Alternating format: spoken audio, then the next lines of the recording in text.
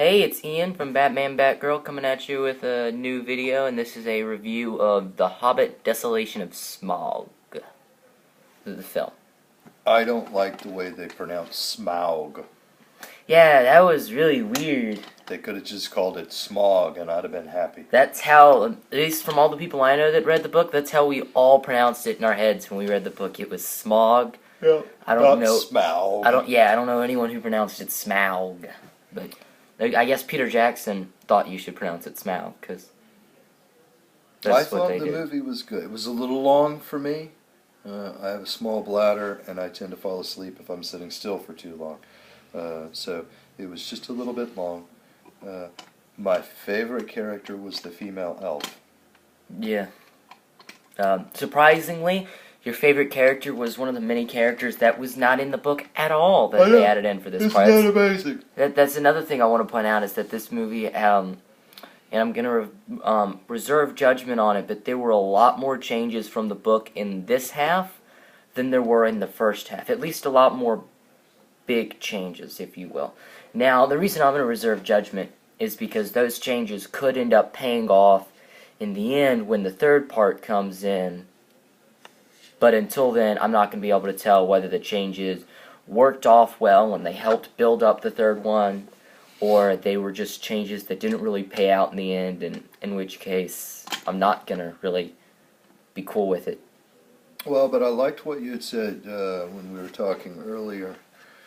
The book did not do a very good job of setting up the big battle scene at the end. Yeah, I mean, I guess you could kind of say that they were all fighting over the money inside the mountain, but I'm not quite sure if that's exactly enough to explain why all the dwarves, all the orcs, all the elves, and all the humans, it felt like were just there and fighting. And you don't even see most of the battle in the book, or I guess hear about it. It's just, Bilbo's in it for like the first minute or two, and then he gets knocked out, and you find out several hours after it's over, and aftermath. Well, and certainly if he is building up to a big battle scene for the third film, which I'm sure he is, knowing Peter Jackson.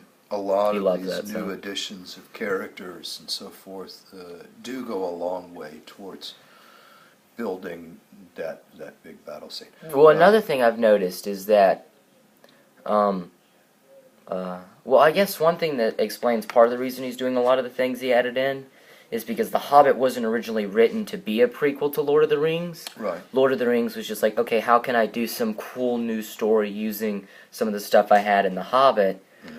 Whereas here, he's trying to set up the Lord of the Rings. Some of the scenes with Gandalf, very obviously, won't tell you what they are, but very obviously set up. Now, I have no problem. The idea that the Lord of the Rings is coming. Yeah, now I had no problem with those changes because they're not really changes in the fact that he did leave in the book right as they're about to go into the forest, and he did not come back until... We just now find out what he did while he was gone. Yeah, and he never tells you what he did. He just said, oh, I was off doing so... And in some ways I kind of like that from the story because wizards are supposed to be mysterious, doing things for their own reasons that regular mortals do not understand. But I like the standpoint of the film, and Ian McKellen's such a big actor. He's like, well, how are you going to Gandalf's pay his awesome. salary and not use him? So I can appreciate that. The dwarves were great again. The one Another big dwarf change that they focused on in particular looked a little bit too human for me.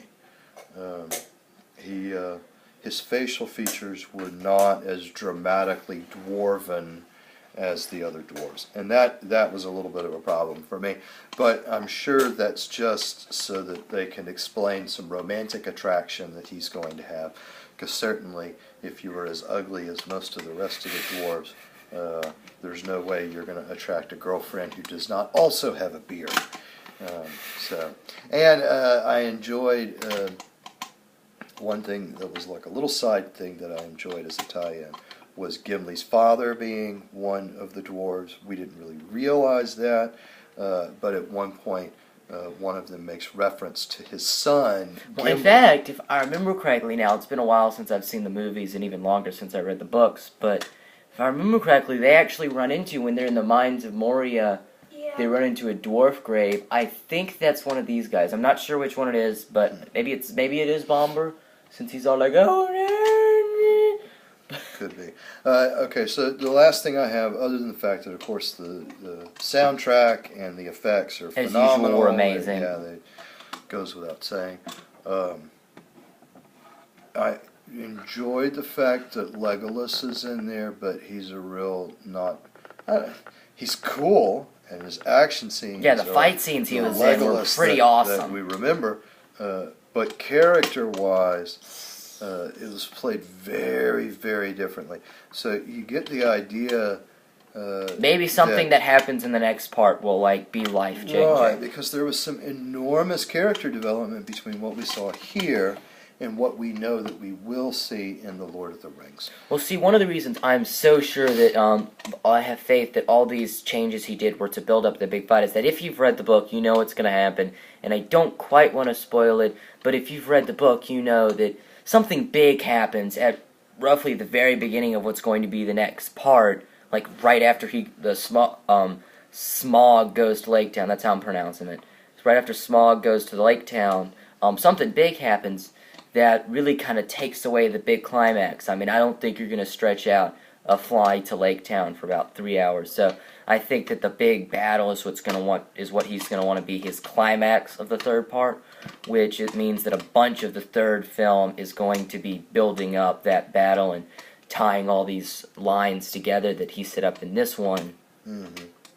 And you're also going to have, I think, some of the tension of the dwarves in there with Bilbo and more of Thorin's character development. So, oh yeah, because it gets pretty big. I remember when I was reading the book a couple years back. You'd said that was a huge part. Yeah, it starts off, and I don't like Thorin, and then we go through the whole, Bilbo goes into the mountain, he gets the ring, he saves them, and he starts to like Bilbo again, and then Bilbo, which I'm about to get to, is one of my biggest problems with the film. The spider scene, and then he saves them, and then he's with Thorin, and then from there, and once they reach the Dwarven Mountain and all that, a lonely mountain. From there on, Thorin very quickly went from a cool guy to someone I just wanted to be smacked in the face with a rock. He just, feels like Peter Jackson's gonna start playing that off with he was overtaken by greed, which is kind of how they play it in the book. Right. But he just, and they try and redeem him at the end of the book, but I didn't quite feel like, oh well, he's redeemed himself. I was kind of like, well, he was kind of an a-hole, so I'm sorry you died. Well, what I find really interesting, what people have to keep in mind is this is one of Tolkien's very first works. He was not a master author. Okay, don't get me wrong. I love The Hobbit, but you definitely could not have been super accurate to the book and stretched it out into 3 films. You just couldn't do it. It was a good book, but a lot of The Hobbits was, they're traveling to the Lonely Mountain. Right. Little stuff is going on here and there, and which is why I was okay with the whole orc thing that was kind of tying it all together, because they did greatly change the way they interacted with Lake Town in a way, and all that, and they kind of changed the escape, not by much, but a little bit. But I was okay, and then of course, the dwarves taking them as they were escaping from the spiders, which, if I remember correctly, is a little different. But I'm okay with that, because it was like that in the book. It was, okay, well, they did this, and then the second adventure was this, and then the third adventure was this, and then the fourth adventure was this. And the truth is, again, this is all Peter Jackson's vision from when he read the story. So, all right, it's a great movie. Go and see it. Yeah, and then just don't drink a lot of drink before you go in, because 3 hours is a long time. And like I said, my biggest problem, and this is kind of early on in the movie, is that my favorite part in the book is when Bilbo is fighting the spiders. Because, he's a complete bad mama jama, and he kills 50 of them at least in the book, or maybe it was more like he kills a lot of these gigantic spiders that are 2/3 the size of the big one in the third Lord of the Rings film, or is it the second one? I don't know. Anyway. They were big. But in the movie, he only kills 3, and one of which it takes him 20 stabs. Right. And I'm not super complaining, but I don't like that as much because one of my favorite things about Bilbo is that, Frodo, he was a little reluctant. I mean, he did it because he felt responsibility, but no, Bilbo, he wanted to go on an adventure, and he was a complete Right. He's an abnormal hobbit, and hobbit. he's awesome as an he adventurer. He's is- probably right, one of he's the most excited useful about guys they adventures. have. And they did play the escape very well, him coming up with the plan and all that. But I would have liked to see him kill more spiders because I would have liked to show more of him being really awesome. Well, that's part of the ring thing, which is understandable. I know, from but Lord of the Rings. that was really weird because All right, now we don't want to We don't want to spoil too much. I almost did earlier in the movie review. I hope they don't notice. I definitely agree with you. But- It was another tie-in to the Lord of the Rings, and it was good, but it That was wasn't in the weird. original book because he didn't have all that about the ring yet in the original book. He didn't plan it to be this big thing. Okay, so Final thoughts? I liked it more than the first Yep. part. I liked it. I liked it better than the first movie. I liked it. I didn't get to see the first part, but it was an amazing movie. There you go. I'm Looking forward to the hoping third. it pays off. All right. Well, this is Ian from Batman Batgirl and him, Dad. John, joining me. And until next time, have a great day.